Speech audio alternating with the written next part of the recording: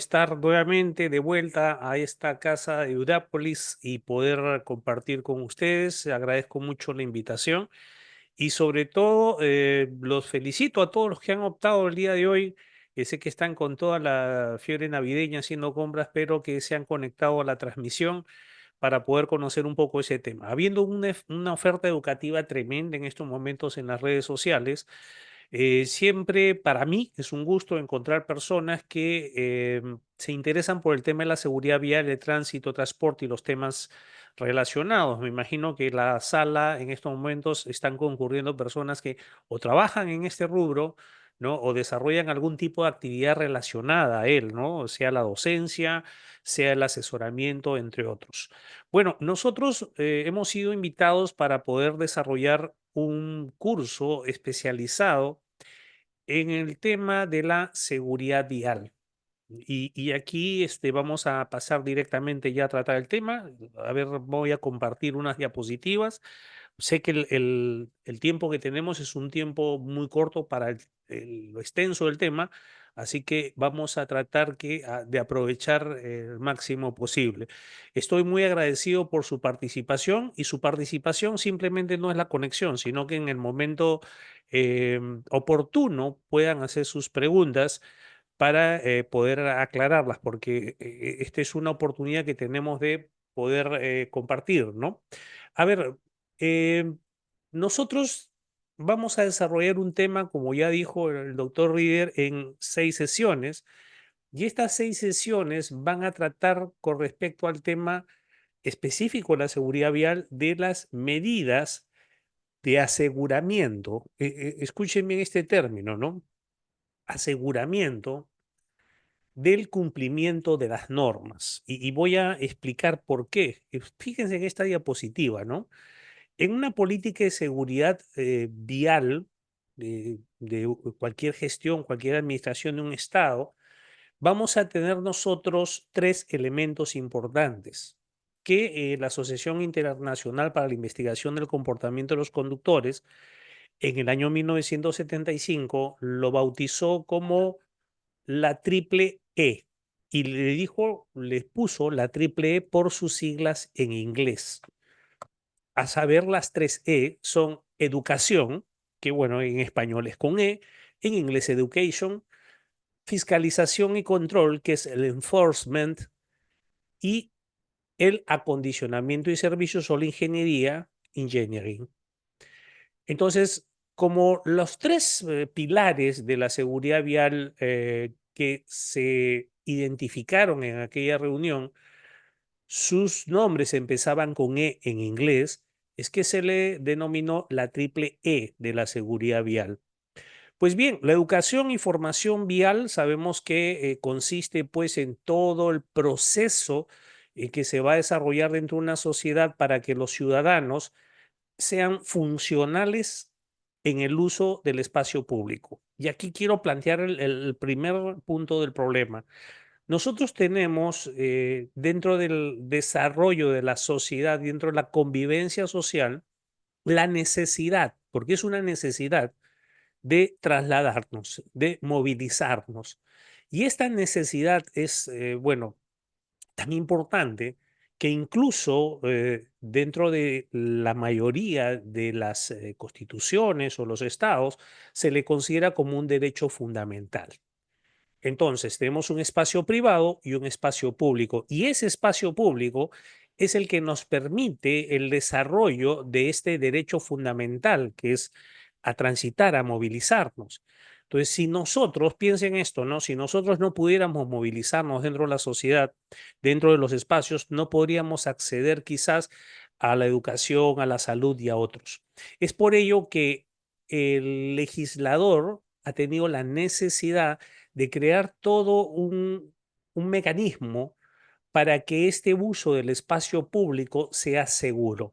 Y a ese estado en el cual los ciudadanos pueden hacer uso del espacio de manera segura, libre, expeditiva, sin problemas para nadie, es lo que se le llama la seguridad vial. Entonces, la seguridad vial entendemos que es todo el conjunto de acciones que se hacen tanto por parte del Estado como por parte de privados, con la finalidad de lograr un Estado seguro, es decir, que podamos utilizar este espacio de manera segura. Desde que el hombre aparece en la Tierra, utiliza diversos modos para poder desplazarse. Inicialmente simplemente pedestre, o sea, a pie. Luego empezaron con las llamadas parihuelas, que eran troncos que los cargaban las personas y les servía para arrastrar las presas de caza o los objetos que tuvieran que llevar de un punto a otro o los vegetales que habían recolectado en algún lugar. Entonces, este primer arrastre empieza a marcar las huellas y empiezan a formarse los primeros caminos. Luego, el hombre siente la necesidad de desarrollar mayores distancias y al mismo tiempo trasladar también mayor cantidad de cosas, de mayor volumen. Y aquí, en este desarrollo, en esta evolución, viene pues uno de los momentos importantes en el desarrollo de la humanidad, que es el invento que transforma todo, es la rueda, ¿no? La rueda, el eje y el poder utilizar los asémilas, o sea, utilizar los animales para poder movilizar estas cargas es lo que transforma estas sociedades. Si ustedes razonan un poco en ello, se darán cuenta que a lo largo de la historia la forma de transporte ha definido el desarrollo o no de las sociedades, el nivel de desarrollo. Entonces, este nuevo descubrimiento, ¿no? Invento de la rueda, el uso de los asémilas, trae otras formas y es aquí donde los gobernantes empiezan a dar más importancia a los caminos. Recuerden, por ejemplo, que el Imperio Romano tenía pues los caminos, ¿no? Las vías romanas eran parte del, vamos a decirle, del desarrollo del imperio, con lo cual podían llegar no solamente los abastecimientos para los ejércitos, o sea, tenía un nivel estratégico, sino también las comunicaciones en lo político y en todas las partes que fuera desarrollo. En otras sociedades hemos visto también caminos, ¿no? Que eran casualmente aquellos que permitían el desarrollo aquí en Sudamérica y específicamente en el Perú, cuando todavía era el imperio de los incas. En Tahuantinsuyo, pues tenemos el Capajñán, ¿no? Tenemos los caminos del Inca o los caminos incas que hasta ahora los trazos son utilizados para poder trasladarnos. Con respecto a los medios que se utilizaron, tenemos, por ejemplo, el uso del caballo. El caballo, este es también otro de los momentos en el cual hay desarrollo. Si ustedes se fijan, este tipo de animal o es este equino, se desarrolla en la parte del hemisferio norte. El hemisferio sur casi no se conoció, ¿no? Sino si después por la conquista llegó. Y fíjense cómo viene la diferencia del desarrollo de los pueblos. Pues bien, así con la evolución, luego vino el motor, primero a vapor, luego de explosión, que el mecanismo hasta ahora se utiliza, y los modernos medios de transporte que hoy día tenemos. Entonces, ¿esto qué genera? Genera que cuando se empieza a usar este espacio público, cuando existe una gran necesidad de los ciudadanos utilizarlo y cuando los actores de este uso tienen características heterogéneas, es decir, no hay una homogeneidad, no todos van igual, unos van a pie, otros van en una bicicleta, otros ahora, ¿no? En la modernidad, no van con un scooter, otros van con una moto eléctrica, otros van con una motocicleta, un mototaxi, un ómnibus, un automóvil y así sucesivamente. Entonces, como tenemos nosotros un espacio, ¿no? Delimitado y este espacio es ocupado, utilizado por actores heterogéneos, el Estado, para garantizar la seguridad, tiene que dictar un conjunto o realizar un conjunto de acciones para que este espacio sea utilizado de manera, vamos a decirle, racional, segura, que cree un estado en el cual su uso no represente un riesgo y un peligro para todos los ciudadanos. Y dentro de las medidas para el aseguramiento de esta tranquilidad, es ser expeditivo de la circulación, es que los estados dentro de su política van a desarrollar estas tres acciones. Primero, la educación, que es explicarle, enseñarle a la gente cómo es que se utiliza. Aquí nosotros, si vamos a llevarlo a nuestra realidad, vamos a encontrar que hay ciertas y serias deficiencias en el uso en el desarrollo de esta primera acción que es la educativa, ¿no? ¿Por qué? A ver, la educación, algunas personas piensan que es simplemente el conjunto de conocimientos. pero en otros, que es el modelo prusiano, ¿no? Pero en otras sociedades se utiliza el sistema en el cual que el ciudadano sea funcional, es decir, que pueda desarrollarse en la sociedad de la mejor manera. Entonces, es formación de ciudadanía, no es meramente conocimientos, ¿no? Porque si fuera meramente conocimientos, tenemos acceso a diversas fuentes, sino al desarrollo de ciudadanía. Quiere decir que esta persona entienda cómo funciona el Estado, que entienda, por ejemplo, las normas de salubridad, ¿no? Y que respete obviamente la Constitución, las leyes y a las autoridades, y especialmente que sepa cómo conducirse dentro de la sociedad respetando, es decir, obviamente exigiendo el respeto de sus derechos, pero reconociendo también el derecho de los demás. Este mecanismo para poder explicarle a las personas, ¿no? La necesidad de desarrollar determinado comportamiento, porque llevemos nosotros la educación no tanto al conocimiento, y aquí confundimos nosotros educación vial con instrucción vial. La instrucción vial quiere decir que nos dicen el semáforo, las señales, nos preguntan qué significa esta o aquella, pero cuando hablamos de educación o cuando hablamos de una persona educada, estamos hablando de personas que tienen formas o maneras de comportamiento positivo dentro de determinada actividad. Por ejemplo, cuando hablamos de educación en la mesa, la educación en la iglesia, es decir, ya estamos hablando de conductas, ¿sí? A ese nivel ese es el que se dirige esta primera E, ¿no? Las conductas que se van a desarrollar. Y ahí tenemos que la llamada educación y formación vial es un proceso que se corona en el momento que la persona entiende la importancia de su rol y participación en el uso racional de los medios de comunicación perdón, de las vías de comunicación y los medios de transporte. Entonces, cuando la persona entiende, cuando la persona razona de la importancia que tiene su comportamiento y cómo influye esto, ahí es cuando decimos que llega el logro de la educación vial. Por lo tanto, esta educación vial es un proceso, no se agota, no se acaba con una charla, una clase o un folleto, sino son todos los medios que vamos a utilizar para que esta persona pueda razonar, pueda entender y pueda tener un comportamiento positivo cuando utilice estos espacios.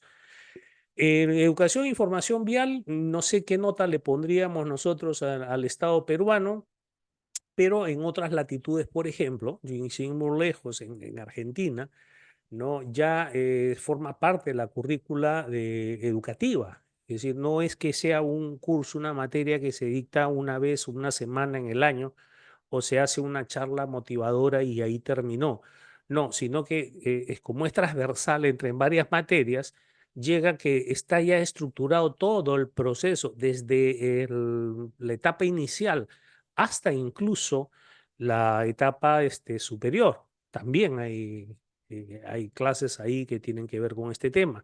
Pero además viene esto que es la educación no escolarizada, es decir, aquellos medios que se utilizan, ahora tenemos la ventaja de las redes sociales, la televisión, el cine y otros, para ir creando esta conciencia ciudadana y al mismo tiempo darle información.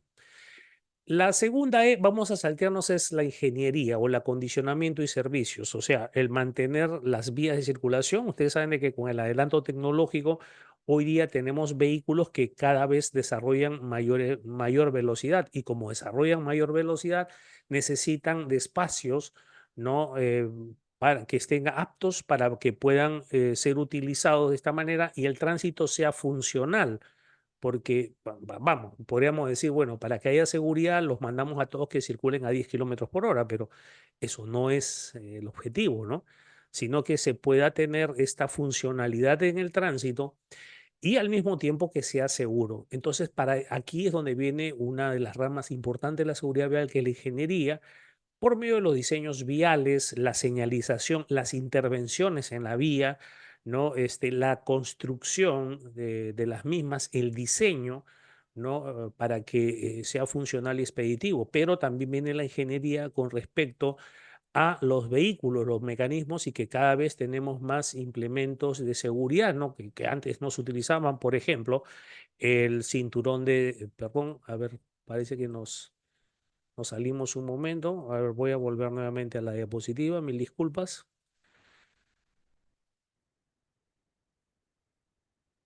Ya. Entonces teníamos en la ingeniería, la importancia que tiene la ingeniería en, por ejemplo, uno de los dispositivos que no se utilizaban antes casi nunca y ahora ya es impensable que no lo utilicemos, que son los cinturones de seguridad. Los diseños vehiculares, otros sistemas, por ejemplo, se han mejorado los sistemas de freno, los sistemas de suspensión de los vehículos, ya no son tan inseguros como antes, los materiales para la absorción de impacto, los neumáticos, es toda ahora una ingeniería solamente para fabricar un neumático, ¿no?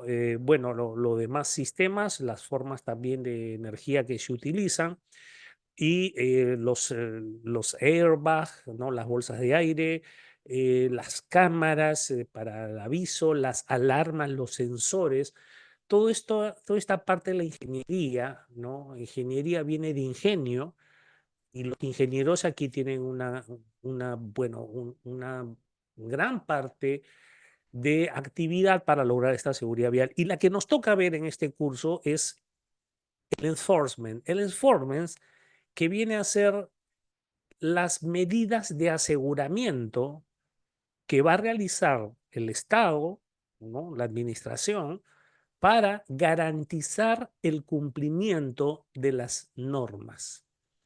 Porque si bien es cierto, vamos a motivar, vamos a transmitir conocimientos por medio de la educación, la ingeniería se va a encargar de poner entornos más seguros, pero debe existir un mecanismo mediante el cual el Estado garantice, vigile el cumplimiento de este marco normativo. Porque de lo contrario, y esta es la parte, se vamos a decir, de la seguridad vial, lo que se llama la prevención. Entonces, cuando nos hablan en los medios de educación vial o de seguridad vial y nos sacan una campaña de, están repartiendo volantes, están con unas bailarinas, unos muñequitos, pues estamos en la primera E, la educación. Cuando nosotros vemos que, bueno, se ha diseñado determinados dispositivos de seguridad o tenemos lo que ahora se hace, ¿no? Las intervenciones en la vía. No sé si ustedes saben esto, pero en la Fórmula 1, creo que fue en el año 91, falleció un corredor famoso, Ayrton Senna, brasileño él, campeón de Fórmula 1 y tuvo un accidente en el cual falleció. Bueno, desde ese día que Ayrton Senna fallece en un circuito, ya no ha habido más un muerto en los circuitos de Fórmula 1. ¿Y esto es por qué? Porque la ingeniería realizó lo que se llama la intervención de las vías. Es decir, todos los lugares de los estudios que hicieron de los circuitos de Fórmula 1 analizaron los puntos críticos y entendiendo que eran puntos críticos que se pasaban a gran velocidad y que era posible el error humano, los acondicionaron de tal manera que, si bien es cierto, hoy día tenemos accidentes, o sea, no quiere decir que hayan desaparecido, o sea, la incidencia quizás se mantiene o tal vez ha aumentado, pero la severidad ha disminuido. Y esto es una de las medidas en las cuales está abocada, por ejemplo, la ingeniería, de identificar estos puntos, estos lugares donde se concentran los accidentes de tránsito. No sé si ustedes han escuchado de la curva de la muerte, la bajada del diablo, el precipicio maldito, disculpen, pero así los conocemos, ¿no? O la esquina de la caserita o la esquina del choque, ¿no? Que le llaman en algunos barrios. Bueno, cuando tenemos estos lugares, eso quiere decir que hay concentración en esos puntos y lo que hace la ingeniería ahora es la intervención de ese lugar para lograr, quizás no el desaparecer o como dicen algunos piden, ¿no? Erradicar la producción de errores humanos. Mire, erradicar el error humano de verdad que es imposible. O sea, erradicar el error humano, eso sabemos que no es posible, no se puede, pero sí podemos acondicionar el entorno para cuando se produzca el error humano. Y esto es lo que se llama las intervenciones viales, que es vamos, la nueva tendencia o la tendencia que ha dado mejores resultados en el aspecto de la seguridad vial en el mundo, más que, porque acá yo escucho muchas personas dicen, no, hay que dar charlas, hay que dar cursos, hay que sensibilizar. Estamos en la primera E, pero esto tiene que ser un proceso. Porque si nosotros enseñamos a un niño de inicial o primer grado a usar el cinturón de seguridad, ténganlo por seguro que en el resto de su vida no va a necesitar que se le repita.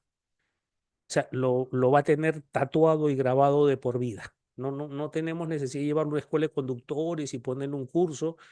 No necesitamos eso. Entonces, la ingeniería, pero el enforcement, vamos al enforcement. El enforcement vamos a decirle que es algo como que tiene, es un soporte, uno de los pilares de la seguridad vial que tiene dos niveles. El nivel número uno va a ser las medidas de aseguramiento en el orden administrativo. Es decir, se dicta un conjunto de normas. Señor, usted cuando ve un semáforo que lo hizo el ingeniero por medio de la educación, le enseñamos que cuando usted ve un semáforo y aparece la luz roja, usted debe inmovilizar el vehículo. Muy bien, ahí funcionó ingeniería y educación. Pero ahora necesitamos fiscalizar, necesitamos vigilar, necesitamos controlar el cumplimiento de esto. Porque, entendamos algo, tenemos que reconocer que el error humano o la tendencia, como lo llaman algunos tratadistas, algunos sociólogos, la anomia, que es esta actitud contraria al cumplimiento de las normas, es muy latente. Entonces necesitamos unas medidas de aseguramiento. La primera decía que es en el orden administrativo. ¿Qué tenemos en el orden administrativo? El primero, la capacidad de reglamentar, regular, crear todo el marco normativo, ¿no? Para que se regule el uso del espacio público. Ustedes, si les preguntase cuál es la cantidad o cuáles son estos conjuntos normativos, pues dirían, pues, bueno, reglamento de puntos, de licencia de conducir, de placas, del SOAT, de la inspección técnica, en fin, vamos a tener un sinfín de normas, si se dan cuenta. Y necesitamos el aseguramiento del cumplimiento de toda esta normativa. Por ejemplo, si creamos un reglamento de placas de rodaje, entonces hay que supervisar, hay que fiscalizar, hay que controlar de que todos los conductores, propietarios de vehículos cumplan con estas normas. Es algo así, es un razonamiento muy sencillo. Y para eso tenemos el primer orden que es el administrativo. ¿Por medio de qué? Por medio de la fiscalización, por medio del control y por medio de las llamadas infracciones y su respectiva sanción. Entonces, este mecanismo de sancionador inicial en el orden administrativo es una forma de manifestación de este enforcement, del aseguramiento del cumplimiento de las normas. Y tenemos un segundo nivel, que es que cuando el acto, porque sabemos que en el orden administrativo, cuando realizamos la conducta contraria a las normas, es un hecho que no requiere de daño para ser reprochable o sancionable. Es decir, es la infracción administrativa en el caso del tránsito, vamos a llamarles una infracción de mera actividad, porque no requiere que se haya producido un daño, sino, por ejemplo, voy a poner un ejemplo, tenemos un semáforo con luz roja y el conductor cruza, puede ser que no haya nadie, puede ser que la calle esté vacía, pero él no debió cruzar. Entonces, esto es algo que debemos también enseñarle a las personas, porque hay personas que vienen y me dicen, doctor, me pusieron una papeleta, pero me la pusieron, no sé, pues a las 3 de la mañana, cuando no había nadie en la calle y yo me pasé el semáforo con luz roja. Entonces, hay que explicar esto. La infracción administrativa no requiere daño, no requiere ni siquiera de un riesgo latente, un riesgo supuesto. No, es una acción de mera actividad. Basta con que yo lo haga para que ya se configure la conducta reprochable en el orden administrativo, ¿sí?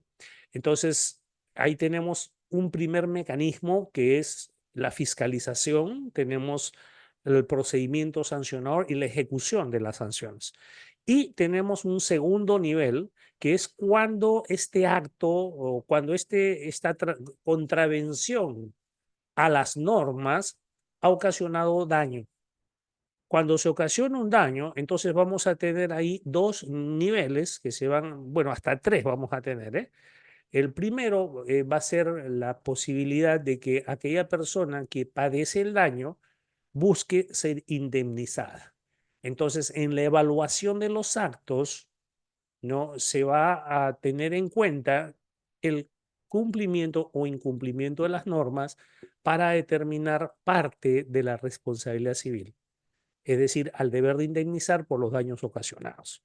Y el segundo, que es ya, como dice la doctrina, es la última ratio, vamos a tener nosotros también el sistema, el mecanismo penal, en el cual cuando el daño se causa a la vida, el cuerpo o la salud de una persona, así sea sin intención, vamos a tener un reproche, ¿no?, penal, en el cual, si nosotros lo analizamos, tenemos penas muy drásticas en el Perú, ¿eh?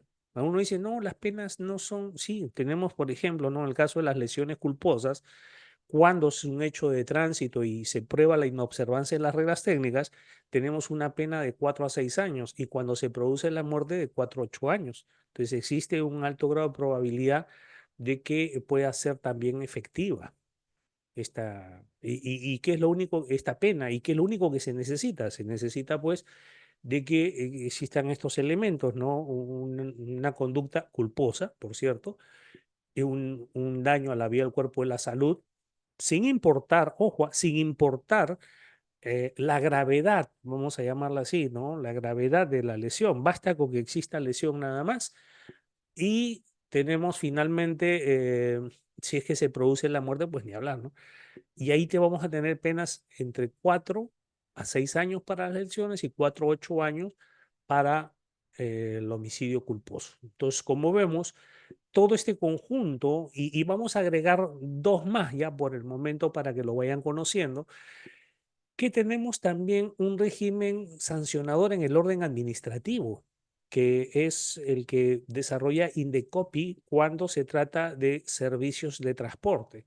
Entonces, cuando yo soy usuario de un servicio de transporte y estoy eh, utilizando este servicio, y se produzca un accidente y yo resulte con lesiones, entonces, aplicando las normas de defensa del consumidor, se tiene de que no existe una idoneidad del servicio prestado, y por lo tanto esto implica un procedimiento sancionador contra aquel prestador del servicio en el cual resultaran lesiones a sus usuarios, ¿sí?, o consumidores del servicio. Entonces, ahí tenemos nosotros todo el panorama completo. ¿Qué vamos a desarrollar nosotros a lo largo de 6 sesiones? ¿Cómo es que se manifiesta este enforcement? Me faltó uno que lo vamos a ver en la tercera sesión, que es no solamente el mecanismo de las papeletas de infracción y las multas, las sanciones que se imponen, sino también el sistema de puntos. El sistema de puntos, que es también una medida de aseguramiento que complementa al sistema sancionador administrativo, porque cada vez que nosotros cometemos una infracción, se nos levanta una papeleta, se nos somete a un procedimiento sancionador y se nos sanciona en el ámbito administrativo.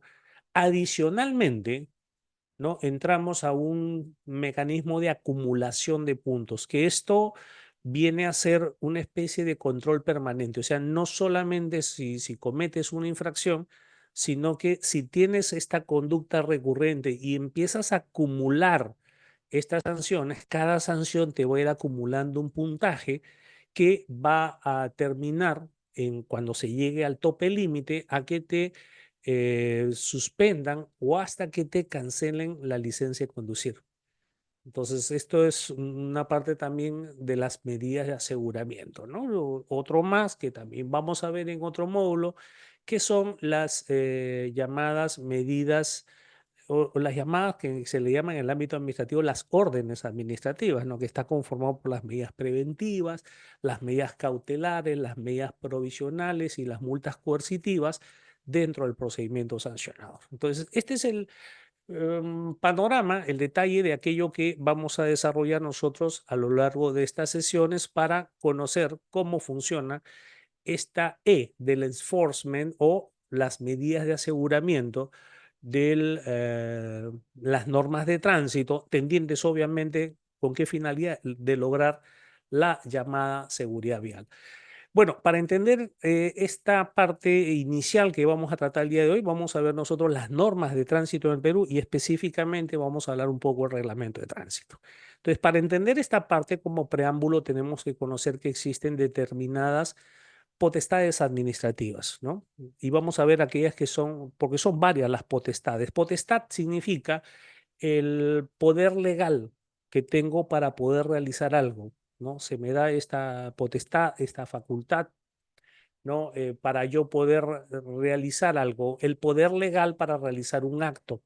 Entonces, a la administración que sabemos que es la parte del Estado que guarda la relación con los ciudadanos, que sirve para la organización del mismo, a esta administración se le dan determinadas o se le otorgan determinadas potestades. Las que nosotros vamos a ver para nuestro tema del curso, vamos a tener en primer lugar la potestad reglamentaria, es decir, la potestad de organizar la vida de la sociedad por medio de normas, por medio de reglamentos, los cuales son de observancia obligatoria para todos los ciudadanos y todos los estamentos del Estado.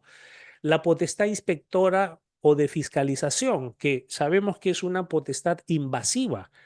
La potestad inspectora es una potestad invasiva. Tengamos en cuenta lo siguiente, ¿ya? Si nosotros estamos realizando una actividad que es el ejercicio del derecho del libre tránsito, la potestad inspectora de alguna forma va a interrumpir el ejercicio de ese derecho. Y por lo tanto, esta potestad inspectora pues tiene que estar investida, imbuida de legalidad. O sea, no es que yo te paro porque yo quiero, no es que yo te intervengo porque estoy aburrido. Recuerden, es un derecho fundamental. Entonces, esta potestad inspectora requiere también tener algunos elementos de, obviamente, legalidad para que se pueda desarrollar, ¿no? Y ahí vamos a verlo en el segundo módulo, creo, con respecto a la actividad administrativa de fiscalización. La potestad sancionadora, que también va a ser uno de los temas del curso. Potestad sancionadora, es decir, oiga, ¿qué pasa si yo dicto una norma dentro de mi inspección? Yo he visto de que la administración, perdón, el ciudadano no está cumpliendo con aquello que está dispuesto y esto debe tener una consecuencia. Esta potestad reglamentaria, primero, de dictar reglamentos que sean claros, que sean precisos, que sean estables en el tiempo. La potestad inspectora, es decir, que tengamos todos los elementos o un mecanismo de control que sea autónomo, que sea tecnificado, que vea por los intereses de los ciudadanos, de los usuarios, ¿no? Si nosotros tenemos esta estructura, esta actividad inspectora, finalmente pasamos a la potestad sancionadora, que la potestad sancionadora, que hubo un esfuerzo que vamos a decirle que es necesario, ¿eh? Es muy importante, pero que lamentablemente no se llegó a concretar cómo es que se debería con respecto a la promulgación del Decreto Supremo 004/2020, mediante el cual se aprobó el procedimiento administrativo sancionador especial en materia de tránsito, transporte y entidades complementarias, que dice cuyas etapas de instrucción y de sanción son breves, ¿no? Son especiales y sumarias. Entonces, cuando hablamos nosotros dentro de cualquier tipo de proceso o procedimiento de algo sumario, entendemos que es recorte de actos. Y cuando hablamos de recorte de actos, estamos hablando que quien, vamos a decirlo así, se perjudica, quien debe estar preocupado cuando un procedimiento o proceso se dice sumario, es aquel que es el administrador o el que está sometido a ese proceso, porque la sumariedad, ¿no? Deriva en que su defensa no va a tener todo el espacio, todos los medios necesarios para poder ejercerla conforme dicta la norma. Entonces, si tenemos ya un procedimiento administrativo sancionador en el cual hay una simetría tremenda, porque tenemos al Estado versus la administración versus el ciudadano, el administrado, con todos los elementos que tiene a su favor, con todo el poder que tiene la administración y que él es juez y parte, porque él está iniciando el procedimiento, está conduciendo el procedimiento y va a sancionar, entonces el legislador trata como que darle dentro de la ley de procedimiento administrativo ciertas garantías al administrado. cierta garantía de que este debido procedimiento va a servir para equiparar en algo esta asimetría tremenda que existe. Pero si nosotros, además de la asimetría, lo convertimos el procedimiento en sumario, significa que buenamente volvemos a separar, volvemos a crear una gran diferencia entre ambos. Entonces, sí, es necesario que para la dinámica del tránsito, no del transporte, del tránsito, tengamos nosotros mecanismos o procedimientos especiales, pero lamentablemente no se llegaron a concretar conforme debería ser. Y hoy día tenemos serios inconvenientes en la aplicación de este procedimiento sancionador especial. Y finalmente, la administración, una vez que ha determinado la existencia de una conducta infractora o una conducta constitutiva de infracción probada, va a aplicar, ¿no?, una sanción al administrado. Pero no se queda simplemente en un enunciado, nada más la sanción. La sanción o la administración, perdón, tiene la capacidad, la potestad de al mismo tiempo exigir, ¿no?, garantizar el cumplimiento de las sanciones que impone por medio de los procedimientos de ejecución forzosa, ¿no? Uno de ellos, el procedimiento de ejecución coactiva. Entonces, ahí tenemos todas, vamos a decirle, dentro de las potestades que tiene la administración, y cada una de ellas, dentro de este curso, vamos a irlas revisando, ¿no? La potestad reglamentaria, la inspectora, la sancionadora, ¿no? Con su adicional también de ejecución. A ver, empezamos con la potestad reglamentaria. ¿Qué cosa es la potestad reglamentaria? Es la atribución jurídica de la administración de generar o emitir disposiciones jurídicas generales no dirigidas a un administrador en concreto, sino a un grupo indeterminado de ellos. ¿Y esto es por qué? Porque las leyes requieren, como bien sabemos, de una reglamentación. ¿Y cuál es la diferencia que tenemos? Nosotros tenemos que en las leyes hay un alto componente político al momento que se dictan, ¿sí? Es político, nace en el legislativo, en el Congreso, está conformado por personas que son políticos. La ideología es política, los actos que se realizan son actos políticos, ¿sí? Y esto se tiene que traducir ya en el Ejecutivo en actos técnicos. Es decir, aquello que dijo o aquello que dispuso el legislador, ahora los técnicos van a tratar de darle forma para que sea viable. Y esto es el objeto de la legislación. A ver, hace unas semanas se ha dictado, se ha emitido, se ha promulgado, perdón, una ley que modifica la Ley General de Tránsito y Transporte Terrestre con respecto a las placas de rodaje. Entonces, antes la ley simplemente decía, los vehículos automotores deberán ser registrados y producto de ello van a otorgarle las placas. Los vehículos para circular deben tener placas. Ese es el manifiesto de la ley, la orden de la ley. Entonces, aquí viene la parte técnica, ¿no? El ejecutivo, por medio de las áreas especializadas o ministerios, en este caso el Ministerio de Transportes, y por el Ministerio de Transporte a través de sus áreas especializadas, ¿no?, tiene que emitir un reglamento. Es decir, a esta disposición tiene que darle ahora la forma técnica. Y ahí es donde entra el reglamento. Otra de las premisas, ¿no?, de los mandatos de la ley, de que para conducir un vehículo automotor se requiere una licencia de conducir. Eso está en la ley. Muy bien, entonces vamos a necesitar un reglamento al respecto. Los vehículos que circulen por el territorio nacional deben de una regularidad técnica, ¿no?, de seguridad que les permita la circulación. Vamos a crear un mecanismo de revisiones técnicas. Todo propietario de un vehículo que circule por el territorio nacional debe de contar o debe contratar un seguro, ¿no? Y si ya le estamos imponiendo el deber, es un seguro obligatorio. Entonces yo puedo tomar todos los seguros que quiera, pero este es obligatorio. Entonces habrá que crear el reglamento del seguro obligatorio. Y así como vamos viendo, todos los mandatos que están en la ley van a tener que ser posteriormente en el aspecto técnico, reglamentados.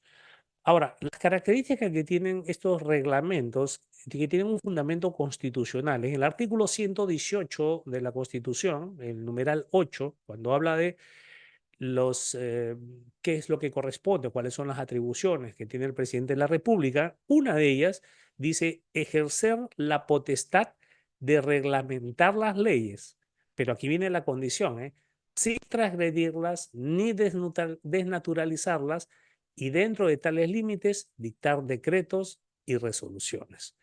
Entonces, aquí tenemos de que el poder reglamentar, ¿no? Es una potestad que tiene el Ejecutivo, por medio del presidente de la República y obviamente el ministro del sector, ¿no? De reglamentar las leyes. Otra de las características de los reglamentos que tienen fuerza normativa, si bien es cierto, ¿no?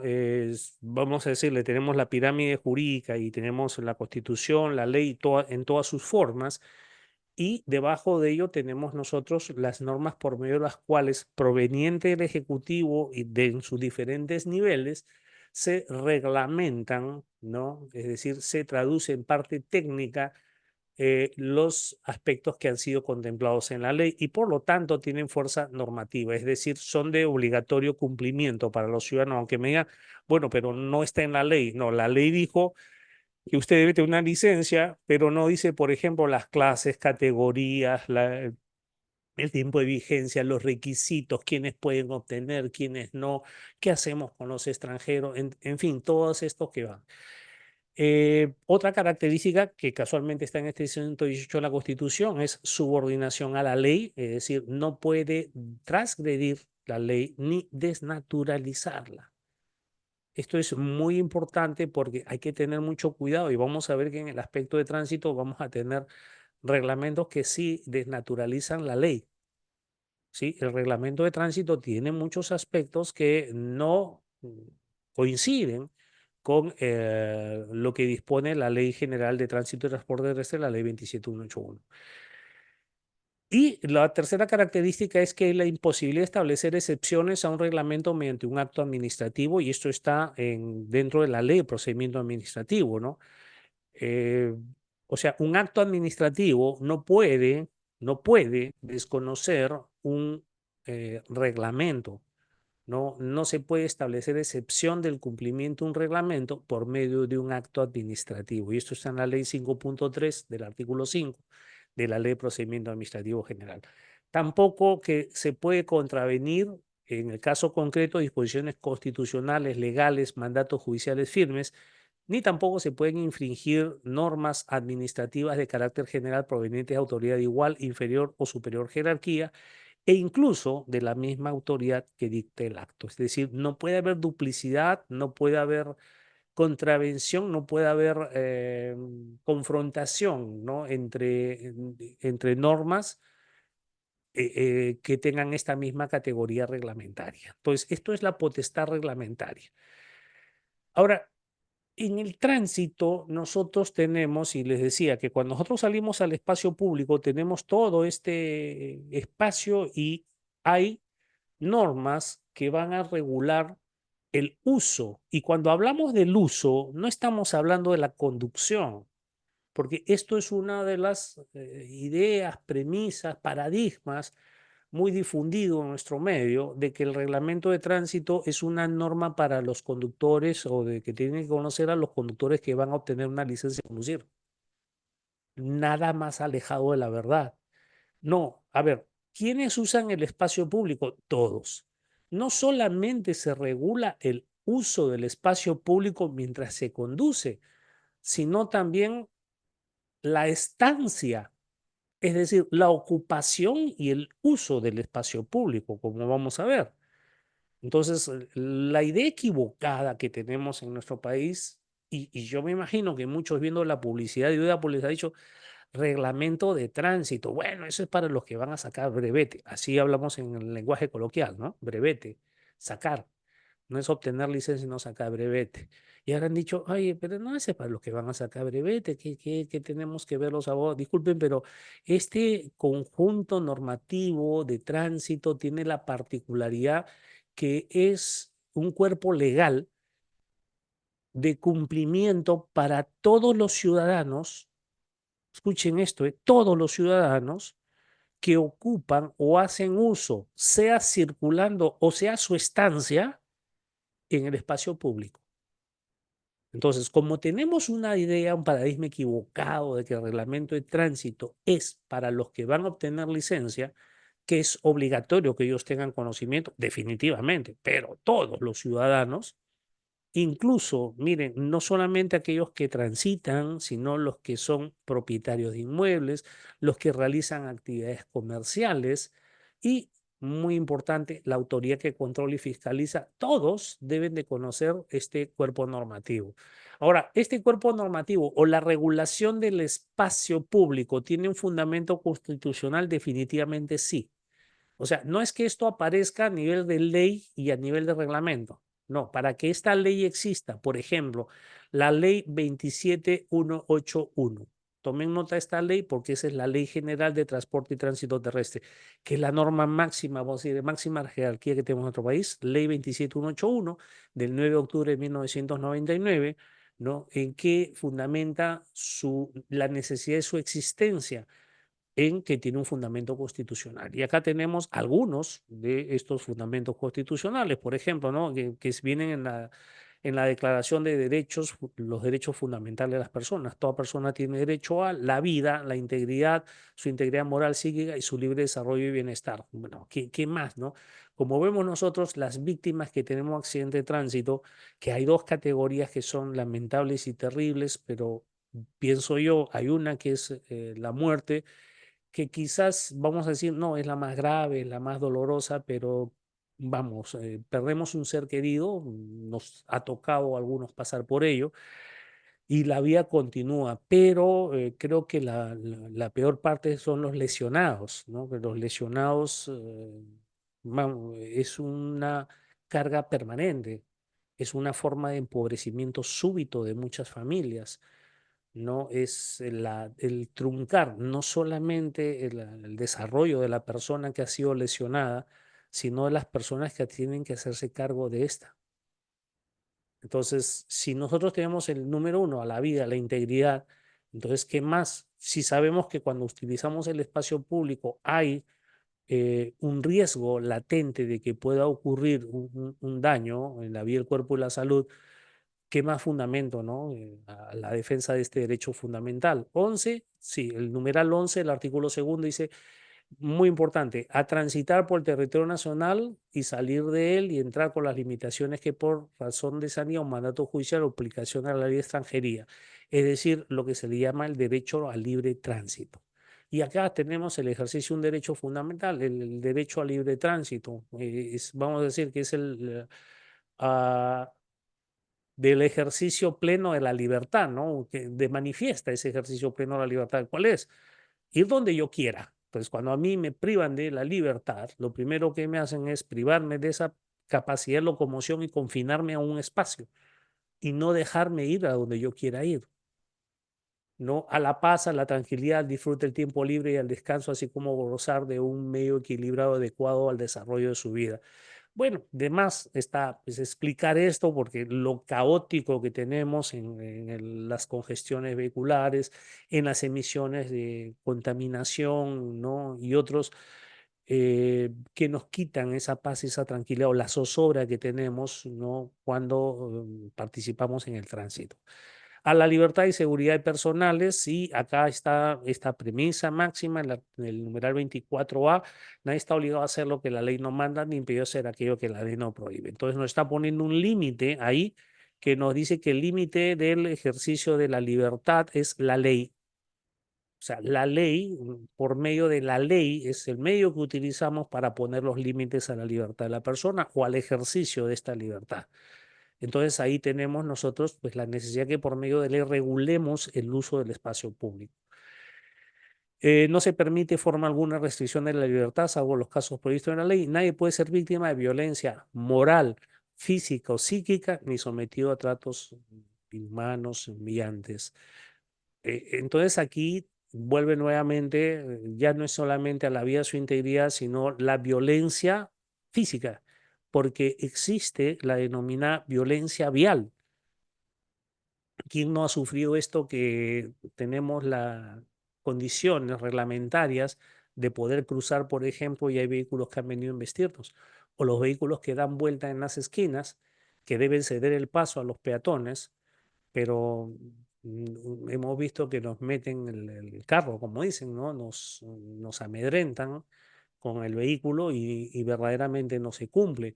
Entonces, tenemos una especie de violencia de parte de aquel que tiene la protección o aquel que se encuentra en condiciones de ventaja en esta diferencia, en esta asimetría en el uso de la vía con respecto a aquellos que son vulnerables.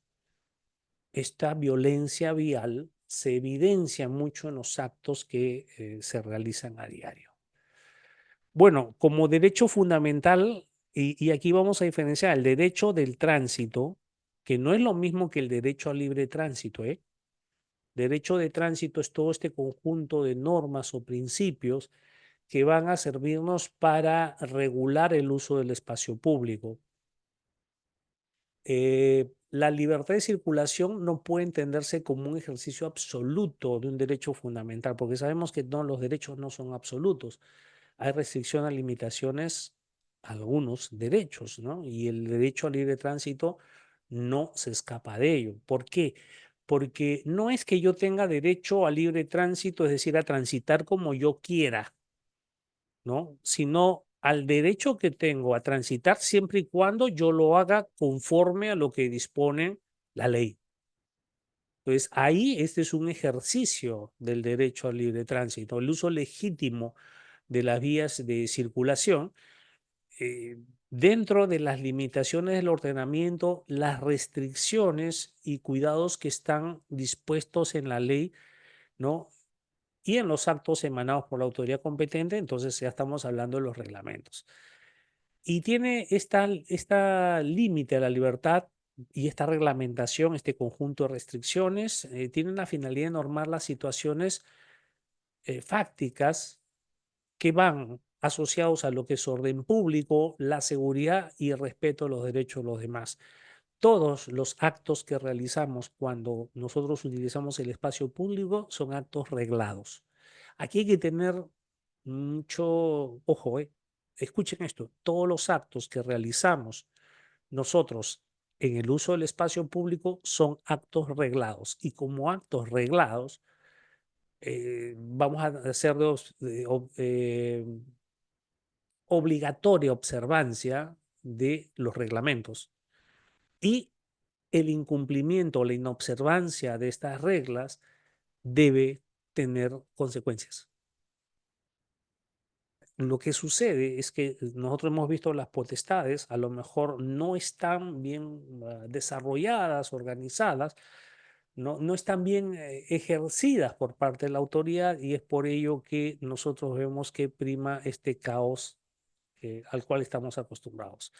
Cuando hablamos ya no del derecho de libre tránsito o derecho al libre tránsito, o el derecho a la libertad de circulación, que ya lo ha desarrollado también el TC, sino cuando hablamos del derecho del tránsito, así como hablamos de los sistemas jurídicos, derecho penal, derecho civil, derecho constitucional, estamos hablando de que tenemos, sí, también el derecho de tránsito que está conformado por un conjunto de principios de orden doctrinario y un marco normativo que tiene por finalidad regular la actividad de los sujetos en la calidad de usuarios de la vía. Entonces, hay algunos autores que no lo reconocen como ah, un sistema jurídico, ¿no? Porque sabemos que tenemos familias jurídicas, sistemas jurídicos y subsistemas jurídicos. Los sistemas jurídicos, ¿no? Civil, penal, laboral, constitucional y otros, familias jurídicas, que estamos hablando, el derecho germano-románico, el common law, ¿no? El derecho canónico, en fin, todo el derecho islámico. Pero cuando hablamos de estos sistemas jurídicos, hay algunas opiniones muy respetables, ¿no? De que no existe propiamente un derecho de tránsito. Hay algunos autores, bastantes autores, ¿no? Justamente leí en la mañana Tabaso, que ha escrito hasta 4 obras con respecto al derecho de tránsito, al profesor Aravena de Chile, en fin, ¿no? A Tomás Cano Campos y a otros autores que reconocen que existe este subsistema jurídico que es el derecho de tránsito, que es todo conjunto de principios, normas que van a servir para regular. ¿Cuál sería el objeto del derecho de tránsito? Los actos y conductas viales de los sujetos que participan. ¿Quiénes son esos sujetos? ¿No? Bueno, son personas anónimas, no tienen conocimiento el uno del otro, tienen una relación operativa de coordinación. Es decir, si por ejemplo, ¿no? Yo voy a adelantar con mi vehículo a otro, tiene que haber cierta coordinación para que el acto se consume. Es, por lo tanto, esta relación que tienen los sujetos es efímera, es técnica y es totalmente impersonal. No se conocen, no se hablan, no se van a mandar un WhatsApp después, ni van a salir a tomar un trago. En caso de siniestro, o sea, en caso que se genere un daño, va a generar una relación vinculante y ahí viene la responsabilidad civil, que es parte del derecho de privado. Y en caso de lesiones, va a tener un reproche penal. Entonces ya entra ahí el derecho público, lo mismo que las infracciones dentro del derecho público. En ese caso, los sujetos, el sujeto activo es el Estado y el sujeto pasivo vienen a ser los usuarios, que es un grado de preeminencia y subordinación. O sea, yo doy las disposiciones y usted las cumple. El derecho del tránsito es una rama del derecho público. Acá hay que tener también bastante observación con eso. No es parte del derecho privado. No existe la autonomía privada en el caso del tránsito, ¿no? Los valores y fines que se protegen son de naturaleza pública. En este caso, la seguridad pública. Los derechos reglamentados, ¿no? Son públicos, ¿no? De carácter público, la libertad, ¿no? Y hay una preeminencia de unos sujetos y la subordinación de otros. Dentro de esto se subordina, o sea, el derecho de tránsito se subordina al derecho administrativo, pero no deriva del derecho administrativo. Se rige por sus principios generales y sus institutos, y aquí es donde entra la parte del derecho de policía, que entendamos que el derecho de policía no se refiere, por si acaso, a la Policía Nacional, sino se refiere a la policía administrativa, ¿no? El derecho de policía, que son esas acciones, vamos a decir, esa ampliación, esa atenuación de derechos y ampliar la discrecionalidad de la autoridad para que pueda tomar determinadas acciones, debilitamiento de la defensa de los derechos de los ciudadanos, todo en aras del bien común. Eso es prácticamente lo que es el derecho de policía. Entonces, aquí tenemos que la autoridad reconocida, y nosotros vamos a ver que en la ley de tránsito y transporte tenemos autoridades, en la ley 27181 se reconoce quiénes son las autoridades tanto del tránsito como del transporte, que no son las mismas, por si acaso, ¿ah? O sea, me reconoce ciertas autoridades, pero en determinadas actividades. En el tránsito son unas y en el transporte son otras. Cuando hablamos de tránsito, porque aquí vamos a dejar de lado transporte, estas autoridades van a tener ciertas facultades restrictivas para el uso del espacio público, ¿ya? Es decir, esto le corresponde o le compete a las autoridades de acuerdo a el ámbito territorial al cual se le ha dado estas atribuciones, estas competencias. Por ejemplo, dictar reglamentos generales, es decir, para todo el conjunto. Por ejemplo, el reglamento de tránsito, el reglamento de vehículos es para todos los vehículos. Usted no se imagine ningún tipo de vehículo que no está contenido en el reglamento de vehículos. O sea, es para todos los vehículos.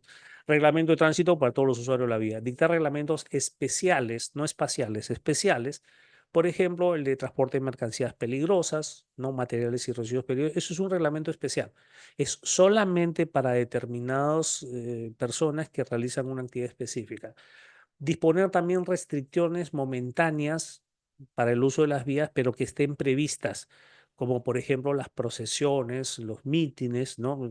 Todo el mundo sabe de que van a haber una restricción momentánea y que está previsto en octubre, por ejemplo, por medio de una procesión, ¿no? Todos lo sabemos. Entonces, no hay ninguna sorpresa. Entonces, es una restricción momentánea prevista. Es momentánea, porque solamente va a ser en determinados días o determinadas horas también, y está previsto ya. Dictar restricciones momentáneas imprevistas.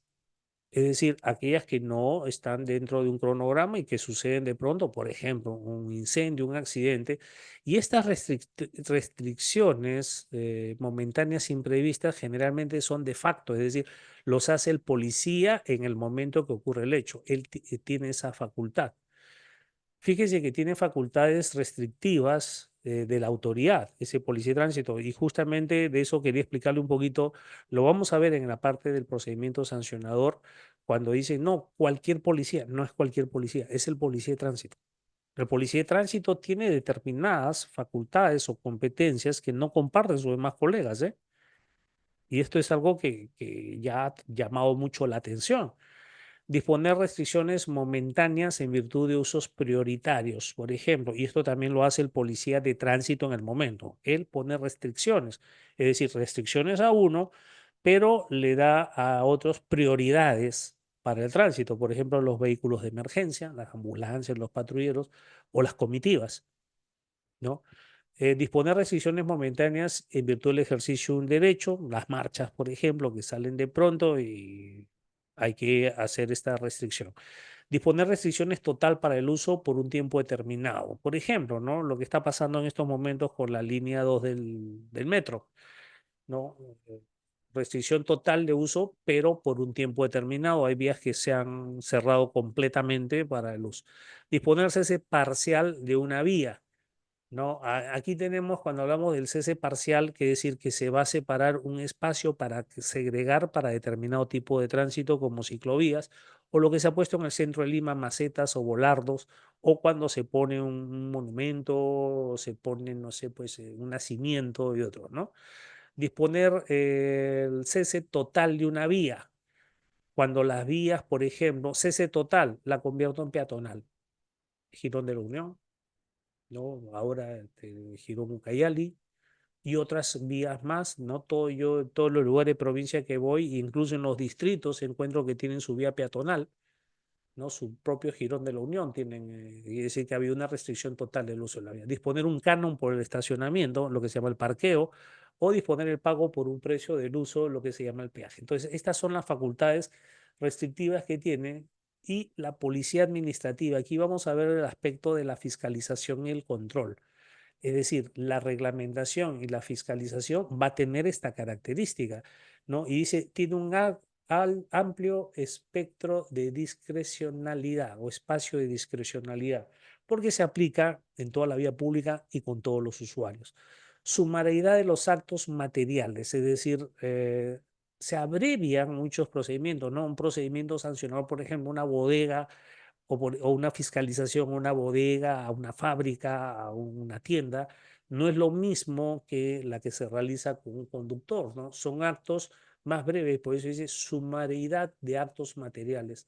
Informalismo de los procedimientos, es decir, si bien es cierto, hay procedimientos, hay manuales y reglas de procedimiento, pero también se da en algunas situaciones en que puede haber este informalismo, es decir, que no se ciña mucho a ello, sino al fin que se persigue finalmente. Ejecutividad inmediata, no hay necesidad de mandarle una carta, una esquela, ¿no? Es decir, el policía toca el silbato, le ordena que se detenga, se aproxima y realiza todo el procedimiento, ¿no? Y a veces se ejecutan actos de manera inmediata, como por ejemplo, ¿no? Y aquí viene esto, ¿no? El inicio del procedimiento sancionador, ¿no? Hay vamos a decir, un debate muy intenso en redes sociales con respecto a si la papeleta de infracción es un acto administrativo o no. Bueno, yo tengo mi opinión de que definitivamente no es un acto administrativo, ¿no? O sea, y aquí hay que entenderlo. A ver, una cosa es que yo lo use como y otra cosa es que lo sea. No sé si captan la diferencia, ¿no? Y ponía un ejemplo, ¿no? Por ejemplo, este peine que yo tengo acá, lo voy a usar para cortar un papel, es decir, doblo una hoja, lo paso por el borde y lo corto. Yo estoy usando esto como un cortaplumas, como un cortasellos, como un cuchillo, una cuchilla, ¿no?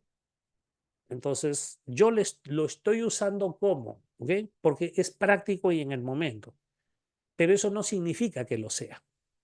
Entonces, en el caso de la papeleta de infracción, la estoy usando como documento de inicio del procedimiento sancionador, pero eso no quiere decir que sea, y obviamente el inicio de un procedimiento se hace con un acto administrativo de incoación, lo estoy dando un uso como, pero eso no significa que lo sea, ¿no? Entonces, hay de los dos lados, ¿no? Las otras personas dicen que sí es un acto administrativo porque con él se inicia el procedimiento sancionador en el caso del tránsito. Es verdad, se inicia, pero repito, se inicia, o sea, mejor dicho, se usa como documento de inicio, pero no significa que sea porque se usa como, vamos a cambiar, es decir, si yo uso este peine como cuchillo, no lo convierte en cuchillo.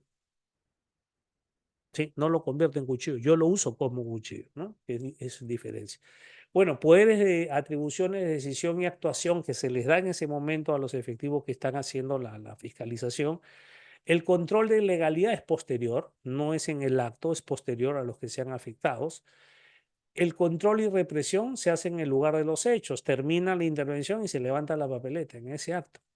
Y dice, en ese acto, con ese acto se está dando inicio al procedimiento sancionado. Y uno dice, un momentito, pero no es que esto lo hace la fase instructora, no es que pasa a otro nivel, no.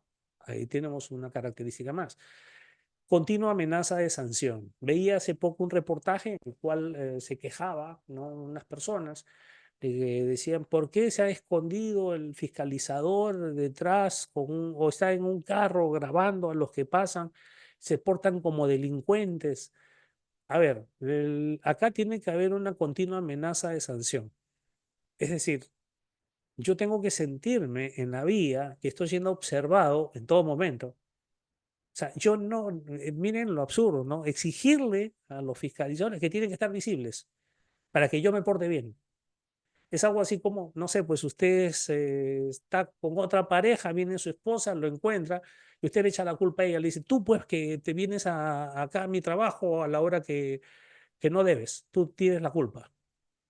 Y le dice, oye, pero si te he visto con otra, pero es por tu culpa, porque tú no debiste venir, ¿no? Algo así es ese razonamiento, ¿no? Decirle, oiga, usted no puede controlarme a escondidas, pero ¿por qué no?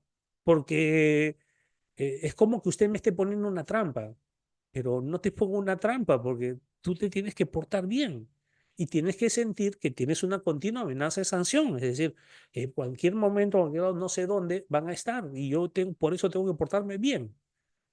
¿No? Pero bueno, es un escándalo que han hecho un canal de televisión, un noticiero con respecto a ello, ¿no? Y han llamado a unos especialistas que también han dicho, no, ¿cómo es posible que hagan eso? Y la municipalidad incluso ha reculado, ¿no? Ha retrocedido y ha dicho, bueno, ¿sabe qué? Vamos a anular todo eso. Pero la pregunta es, ¿por qué? Dice, no, es que tiene que hacerlo como dicen las normas. Y yo estoy revisando las normas y no encuentro ninguna norma en que diga de que para hacer ese tipo de control tienes que estar visible con un letrero que diga, acá estoy para controlarte, ¿no? Flexibilización en la aplicación de sanciones, como hemos dicho, sí, es cierto que vamos a tener algo mucho más breve, pero eso no significa que por eso se va a debilitar las garantías del ciudadano y su derecho a la defensa. Ahí está el siguiente, debilitamiento de las garantías de los individuos y proceso formal para el aseguramiento de pruebas frente a un hecho lesivo. Es decir, lo que tenemos ahora cuando ocurre un accidente de tránsito, ¿no? El aseguramiento de los medios de prueba. Estas son algunas de las características de la policía administrativa que se tienen que tomar en cuenta, que si ustedes lo analizan, no es compatible con la observancia de los derechos del administrado. ¿No? Si se dan cuenta, estas características hacen que en la aplicación de los reglamentos se debilite de alguna forma la capacidad de los administrados. A ver, esta parte es algo que no se hace y no se entiende en nuestro país. Dice, a ver, le voy a dar lectura, ¿ya? Dice, el origen, la mecánica y los resultados del accidente de tránsito y su imputación objetiva, o sea, la culpabilidad, solo pueden examinarse y valorarse a la luz de la normativa jurídica específica del sistema del derecho de tránsito y de las reglas técnicas que él deriva, bajo las explicaciones causales proporcionadas por las disciplinas técnico-científicas vinculadas que constituyen sus fuentes materiales. Por lo tanto, para efectos de la aplicación de la imputación por daño causado en eventos de tránsito, se requiere una justicia especializada, que lamentablemente no la tenemos. Esto es necesario. Hubo un intento muy interesante, muy importante. Creo que en estos momentos sobreviven 2 juzgados especializados y 2 de paz de tránsito en Lima y 0 en provincias, pero sí se requiere una justicia especializada. ¿Por qué? A ver, voy a explicar por qué. Aquí viene lo siguiente, ¿no? Dice, a ver, existe verdaderamente un derecho de tránsito. El otro día concurrió una conferencia muy interesante con respecto al denominado derecho policial, ¿no? Habían organizado, ¿no?, unos abogados, policías también, una conferencia sobre derecho policial. E invitaron al doctor Abanto, y el doctor Abanto, bueno, hizo una pregunta inicial, ¿no? Si existe verdaderamente el derecho policial. Dice, a mí me han invitado a una conferencia sobre derecho policial, pero yo quisiera saber si de lo que me están invitando existe o no. ¿Y por qué la duda el doctor Abanto? Y él explica, dice, mira, cuando me digan de que es autosuficiente, es decir, que no requiere otra rama del derecho, entonces podríamos hablar de una disciplina o un sistema jurídico que sea autosuficiente. Es decir, que es porque, vamos, en la justicia penal, si ustedes se dan cuenta, requerimos de derecho civil, el pago de la indemnización, por ejemplo, ¿no? Algunos elementos también del derecho civil que nos van a servir, procesales también que nos van a servir. Lo mismo que en el ámbito, por ejemplo, de familia, ¿no? En el derecho, bueno, pero vamos a tener algunos matices, ¿no?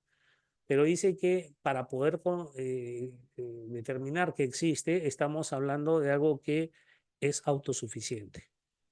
Bien, a ver, aquí vamos a analizar esto, ¿no? Porque hoy en día a mucho conjunto normativo se le llama derecho, ¿sí? Derecho educativo, porque hay un conjunto de normas de los colegios, los profesores, su jubilación, entonces ya tenemos el derecho educativo.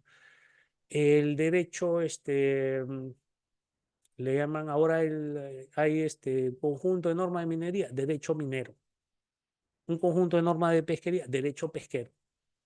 Entonces, el doctor Abando hizo la pregunta, ¿no? Dijo, oiga, ¿es autosuficiente? Es decir, ¿no requiere otra rama del derecho para su regulación? Ah, no, sí, del derecho administrativo, porque sin él no puede vivir.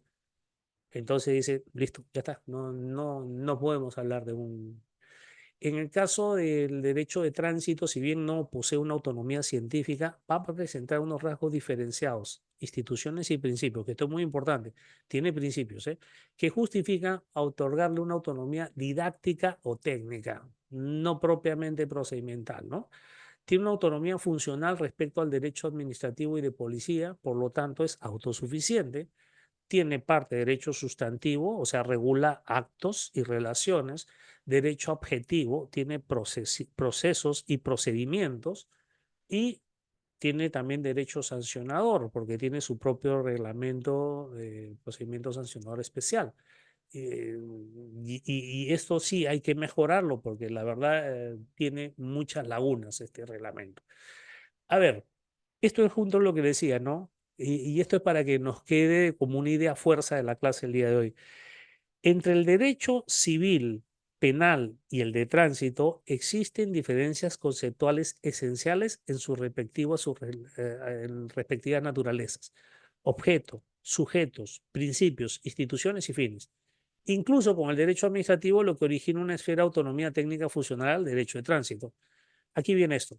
Para determinar una valoración de una presunta culpa penal o civil o administrativa originada en hechos o actos de tránsito, el análisis debe ser efectuado dentro del contexto normativo específico como condición de legalidad, trasladándose luego las conclusiones a la demás área del derecho. Traducido, esto dice, oiga, si hay un hecho de tránsito y usted lo lleva a la materia civil o lleva a la materia penal, el primer filtro que debe haber para establecer la responsabilidad va a ser el derecho de tránsito o la norma de tránsito. Después, como una condición de legalidad, primero a la norma de tránsito. Después se va a trasladar esta conclusión a la demás área del derecho para terminar el proceso. Me explico, ¿no? Por ejemplo, vamos a una indemnización por daños y perjuicios.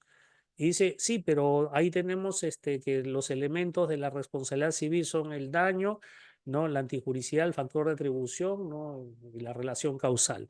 Ok, entonces hay autores, hay doctrina, hay bastante de hablar ahí, pero se olvidan de la norma de tránsito. No, no, lo primero que se va a analizar es la norma de tránsito.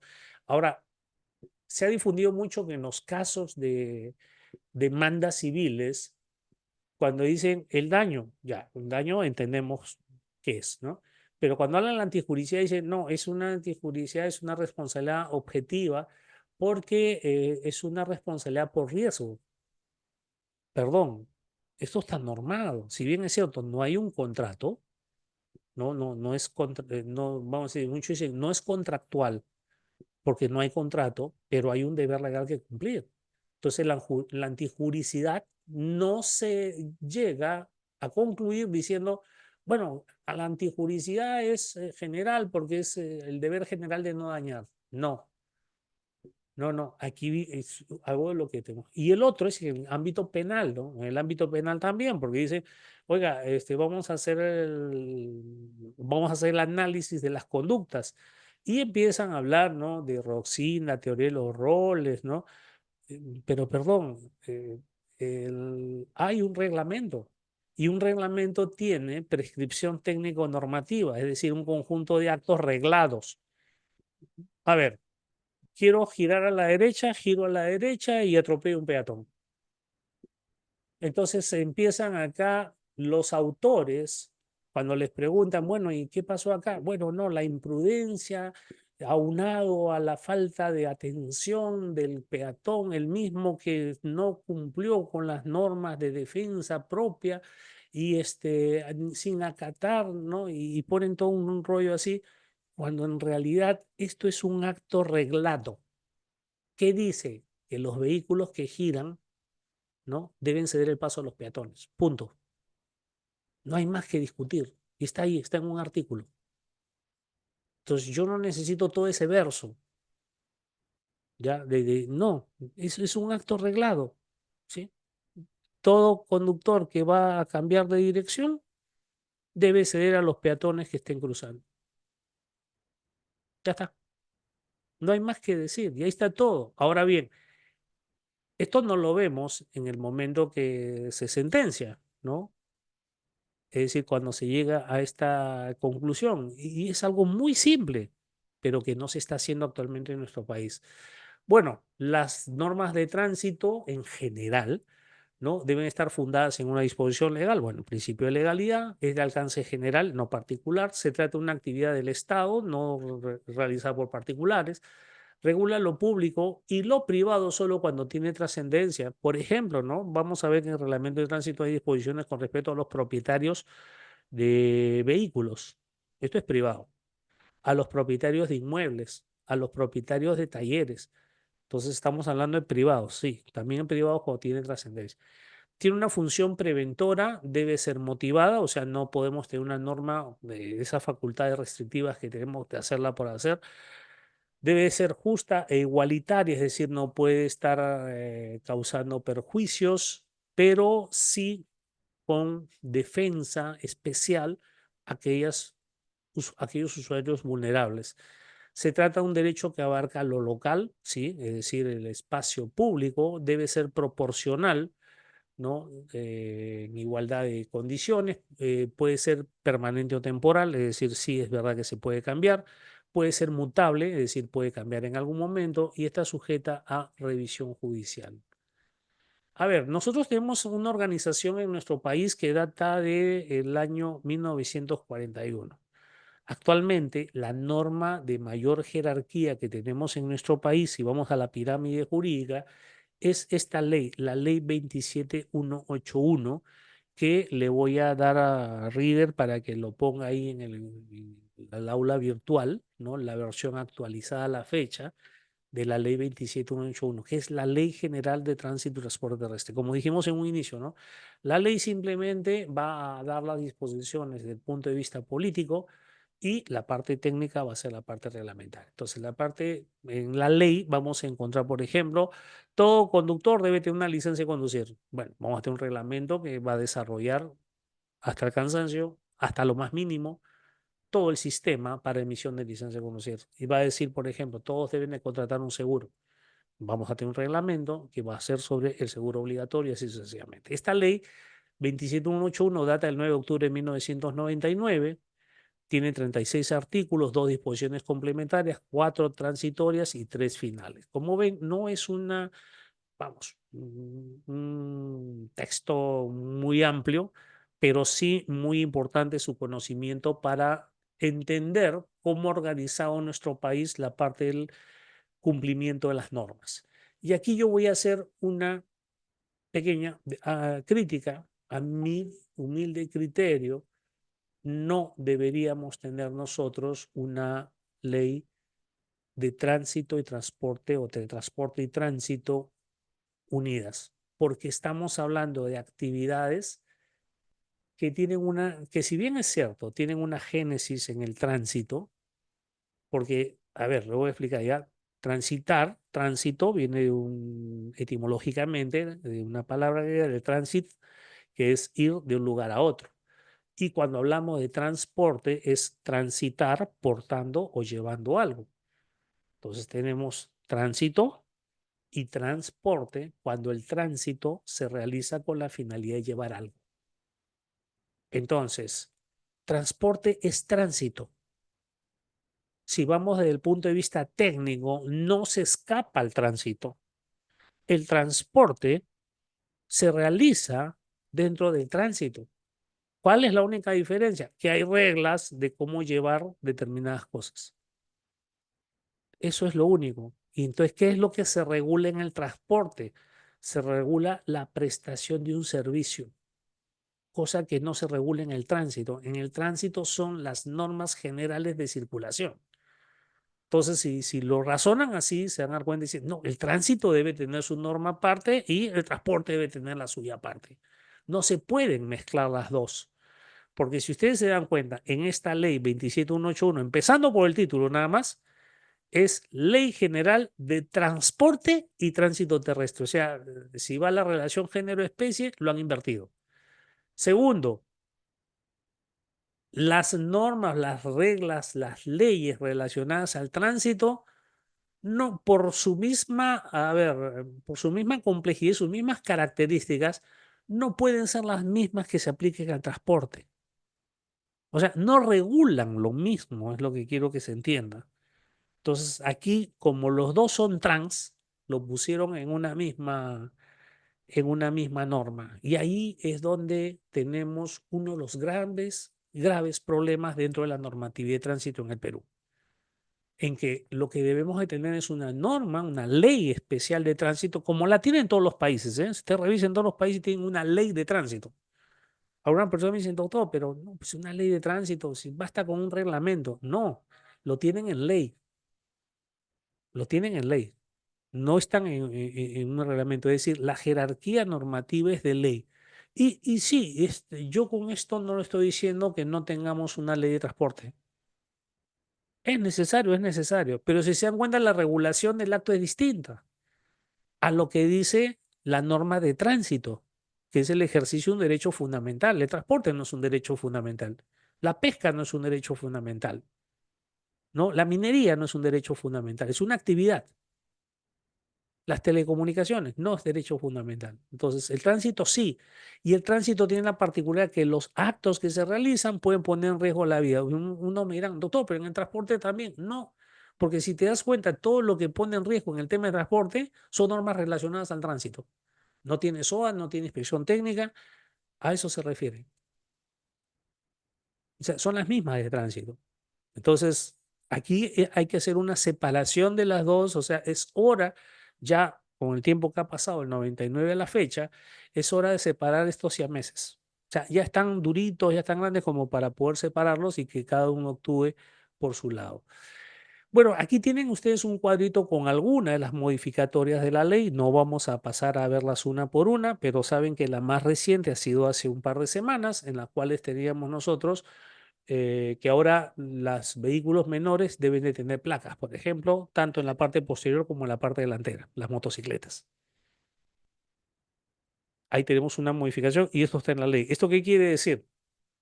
No partió del presidente, de la presidenta, no partió del ministro de Transportes, es una iniciativa del Congreso. El componente político, ¿cuál es? Oiga, tenemos que hacer algo porque en este caso la seguridad ciudadana es importante y poder identificar plenamente a los vehículos menores porque en eso se están cometiendo muchos delitos. Entonces, ¿qué tenemos que cambiar? ¿Tenemos que crear una norma de seguridad ciudadana? No, esto es tránsito y hay una ley de tránsito. Entonces modifiquemos la ley. El legislador, el Congreso dijo, ya, voy a dictar una ley obligando que ahora, a partir de ahora, las motos deban de tener dos placas, ya no solamente una. Y además un dispositivo electrónico que se pueda leer desde una cámara para ver si es que ese vehículo corresponde o no corresponde. O sea, un lector, un chip. Ok, listo, ya está en la ley. ¿Qué tiene que hacer ahora la parte técnica? Reglamentarlo. ¿Sí?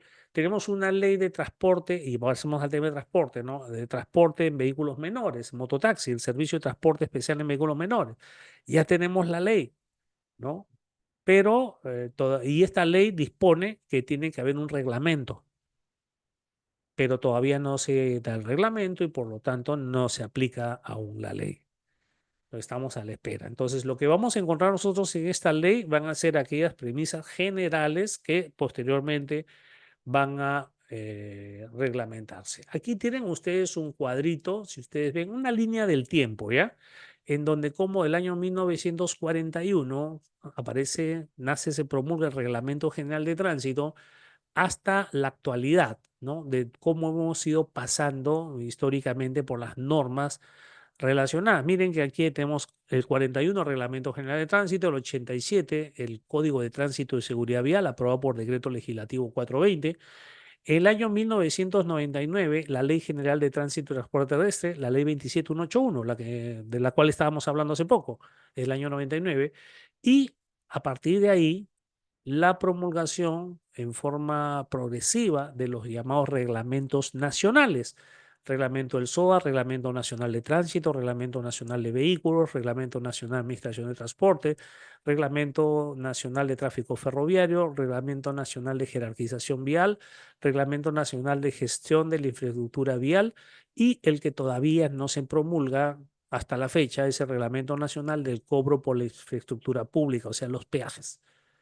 Eso todavía no tenemos reglamento, pero los demás reglamentos y otros en el tiempo se han ido dando. Por ejemplo, aquí, si ustedes ven, me dicen, doctor, ¿dónde está el reglamento de licencias ahí? Bueno, no está. El reglamento del procedimiento de sanción especial no está. El reglamento de puntos, bueno, ya se diste cuenta que no está. ¿Para qué me preguntan? Bueno, porque yo considero que debería estar acá. Bueno, aquí hemos puesto los reglamentos nacionales que según la ley, está de acá del 99, deben promulgarse. Estos son los obligatorios. Aparte de ello, se han dictado otros reglamentos más, ¿no? Ahora bien, lo llevamos únicamente al tránsito y acá lo que tenemos es, para el control del tránsito, tenemos del año 41 el Reglamento General de Tránsito, el año 87, Código de Tránsito y Seguridad, el 99 la ley, 2001 el Reglamento de Tránsito y 2009 el texto único ordenado, Reglamento Nacional de Tránsito, también llamado Código de Tránsito. A ver, nuestro reglamento de tránsito, por si acaso, señores, es del año 2001, no es del 2009. Aclaro esto porque el reglamento de tránsito es del año 2001. 2009 se promulga el TUO, el Texto Único Ordenado Reglamento Nacional de Tránsito. ¿Ya? Pero ustedes saben que un TUO no es el reglamento, es el Texto Único Ordenado del reglamento.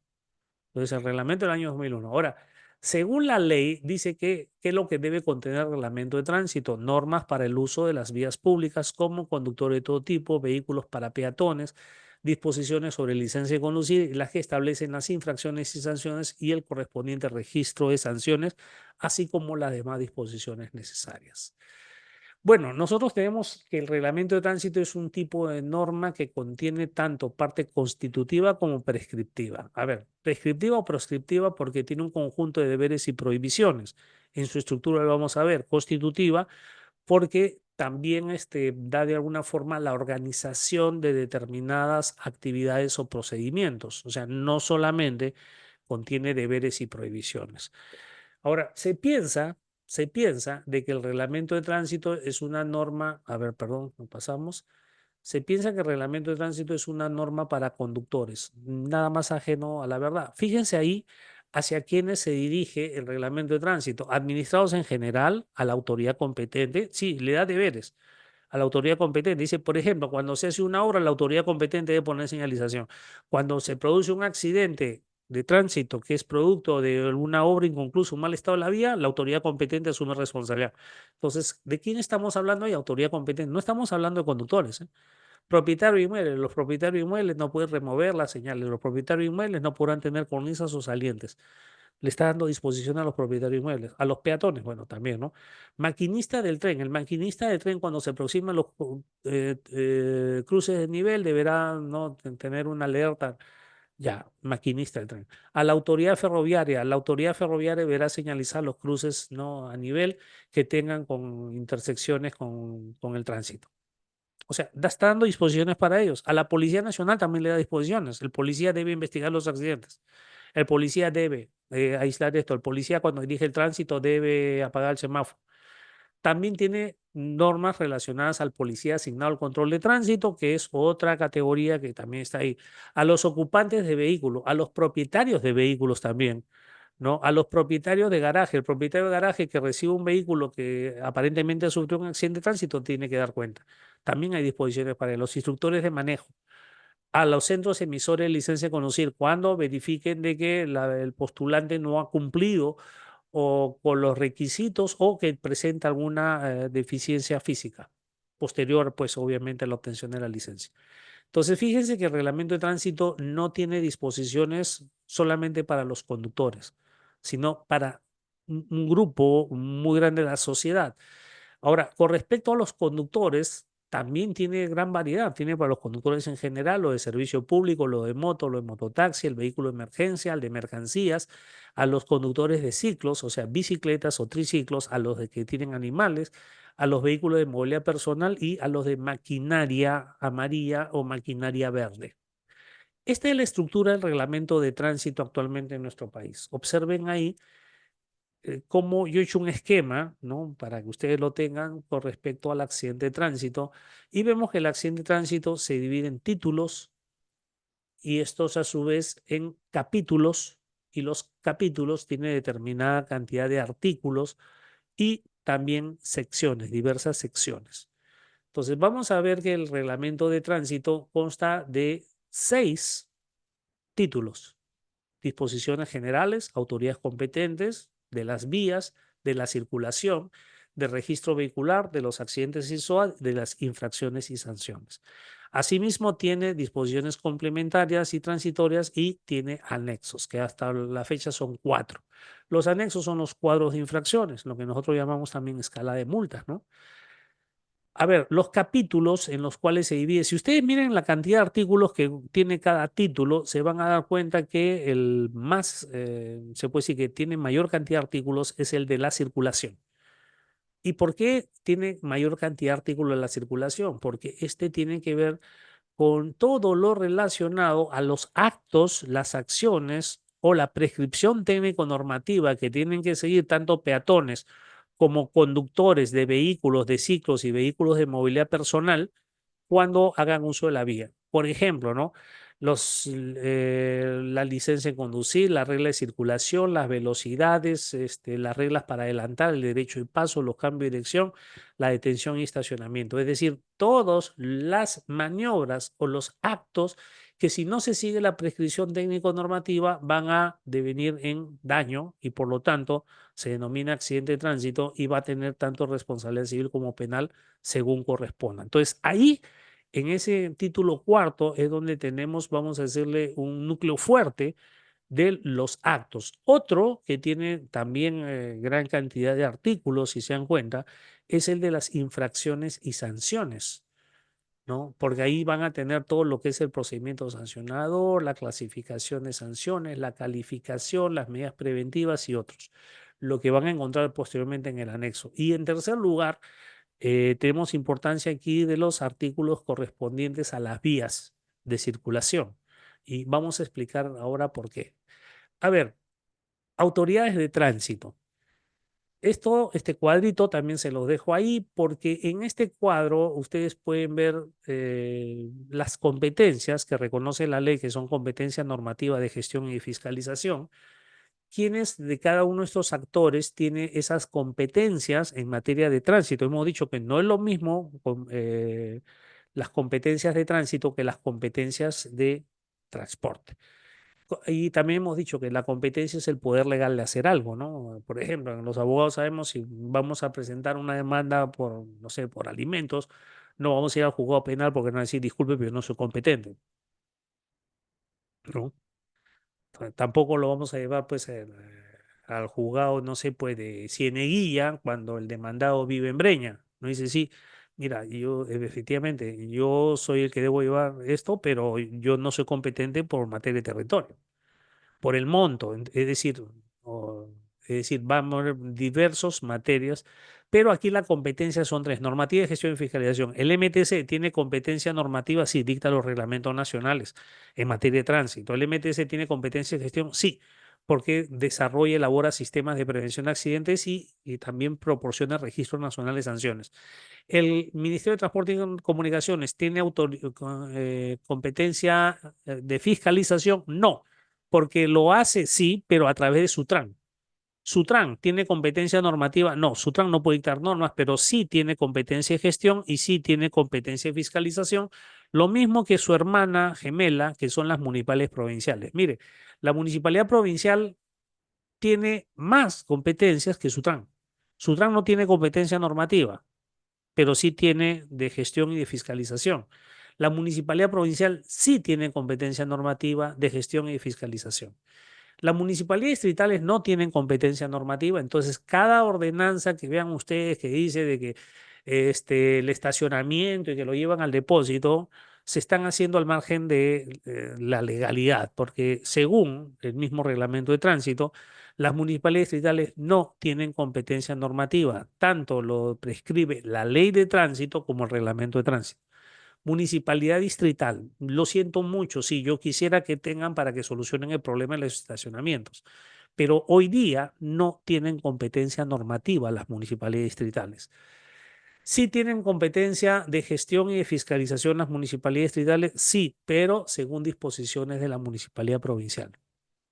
La Policía Nacional tiene competencia normativa, no, porque no dicta normas; competencia de gestión, no, porque no da autorizaciones; tiene competencia de fiscalización, sí, pero según disposiciones de la autoridad competente. En este caso, que puede ser la municipalidad provincial o puede ser Sutran.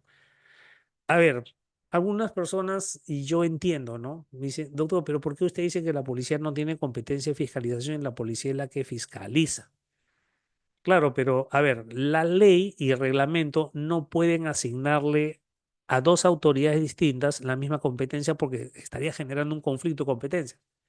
Entonces, el legislador, tanto en la ley como en el reglamento, ya reconoció que Sutran y la municipalidad tienen la competencia de fiscalización, que consiste en supervisar, detectar, sancionar y aplicar medidas preventivas y y escribir en el Registro Nacional de Sanciones y actualizar este registro. Ya les reconoció a los dos. Entonces dice, y entonces la policía, bueno, la policía, vamos a llamarla así, es un órgano ejecutor que apoya a la autoridad competente. ¿Para qué? Para realizar las acciones de control por parte de los usuarios en la vía pública. Entonces, sí, yo sé que uno dice, doctor, pero es que no, porque hay que darle competencias. Bueno, no es necesario, no es necesario, pero con esto no digo que no sea importante la actividad que realiza.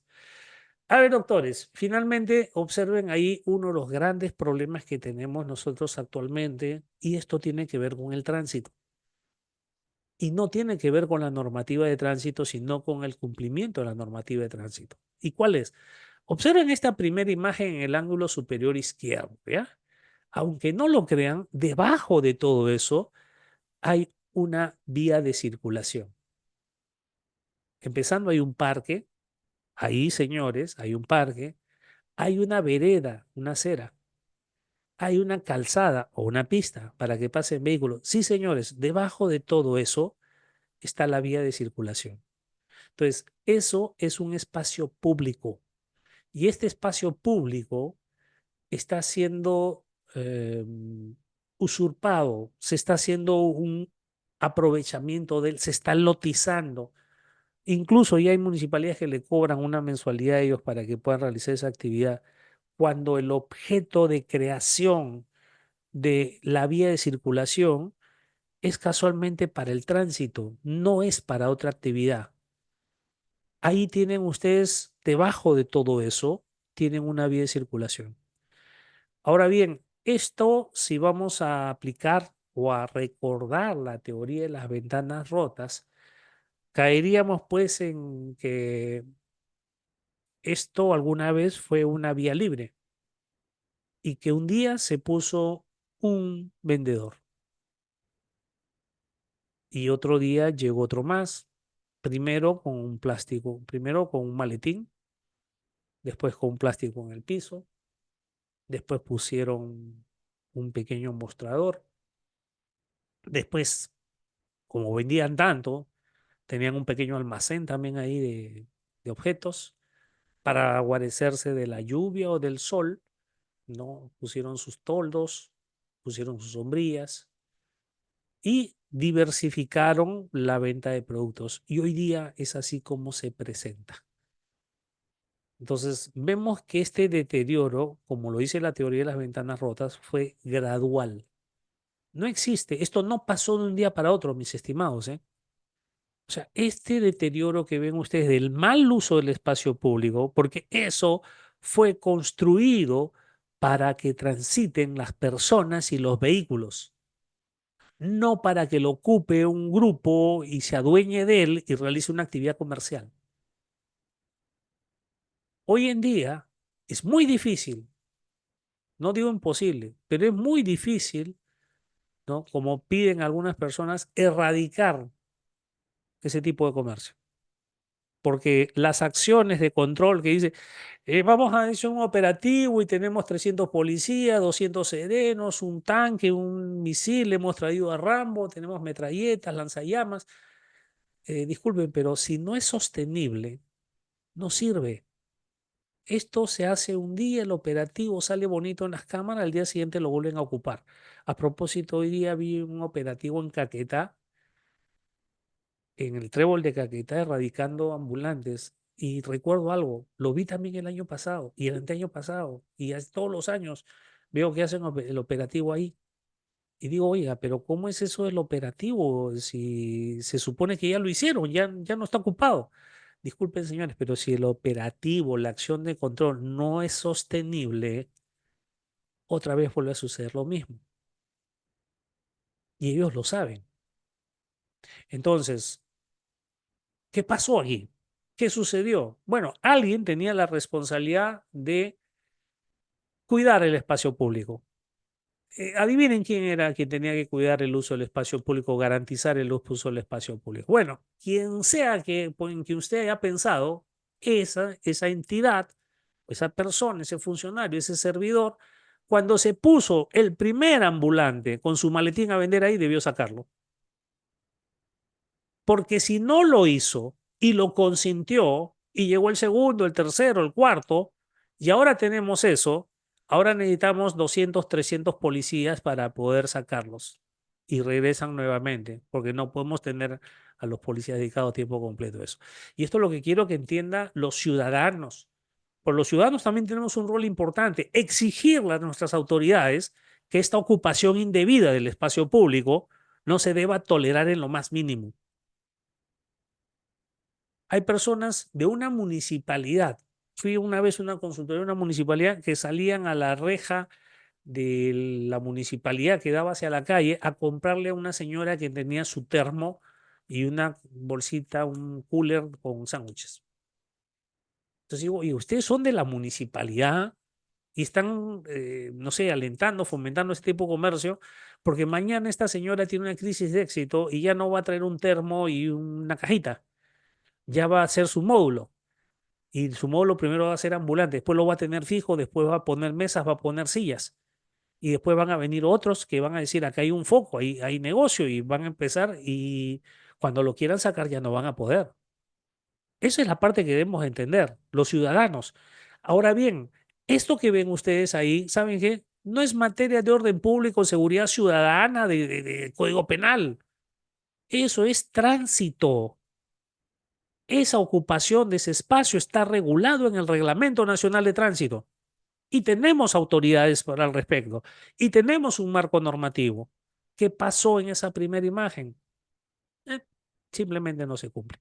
La imagen de la derecha, trapo rojo le digo yo, ¿no?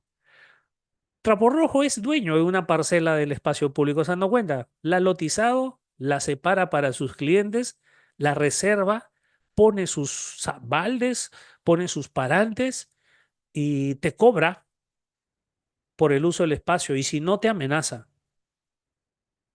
Y es, vamos a decirle, un pequeño administrador del espacio público, pero administrador en beneficio propio. De estos tenemos muchos. Esto es una actividad en la cual una persona está haciendo usufructo del espacio público para cobrar, ¿no?, un derecho que él no tiene, que no le corresponde. Pero la autoridad, porque esto también es materia de tránsito, señores, el espacio público. Y esta cobranza, esta amenaza, si yo quiero estacionarme ahí, viene el señor y me dice, señor, usted no se puede estacionar, obviamente en la vía pública. No, señor, acá yo soy el que cuido, porque si no, ya sabe, acá le puede pasar algo. Y esto es ante la vista y paciencia de las autoridades. Señores, eso se llama actividad comercial. Si usted lee en el reglamento de tránsito, está prohibido utilizar las vías públicas o las vías de uso público para actividades comerciales o cobrar ese tipo de cupos. Eso es tránsito. Vayan abajo a la izquierda, las motos que ustedes ven y que no lo dejan pasar en las veredas y que las estacionan en cualquier lado. Y que ahora ha proliferado, se ha incrementado, ¿no? La venta de motos, se ha cuadruplicado la venta de motos y obviamente uno de los primeros ítems es el estacionamiento de las motos. Y este uso de las veredas, ¿no? Muchas veces lo hace la misma policía o el serenazgo, repartidores y otros más. Ese espacio, ese estacionamiento donde le da la gana a quien le da la gana y no tenemos reacción o respuesta, es también parte del reglamento de tránsito. Y la última foto de abajo a la derecha es con respecto a las construcciones. Ya han visto esos reportajes que pasa Panorama, ¿no? O pasa Canal 2, ¿no? Y otros programas periodísticos en los cuales los vecinos ponen rejas, construyen. Mira, ahí han construido una escalera en plena vereda, plena acera. Han construido, o sea, se han salido de la construcción y se olvidaron, parece, uy, ¿y cómo subimos a segundo piso? Ah, tira para afuera la escalera. Eso también es uso del espacio público. Eso es poner obstáculos dentro de los espacios públicos y eso también, como le dije, es parte de la norma de tránsito, es parte que no se controla. Hoy en día las personas, ahora en verano, van a poner piscinas en la calzada, en la pista.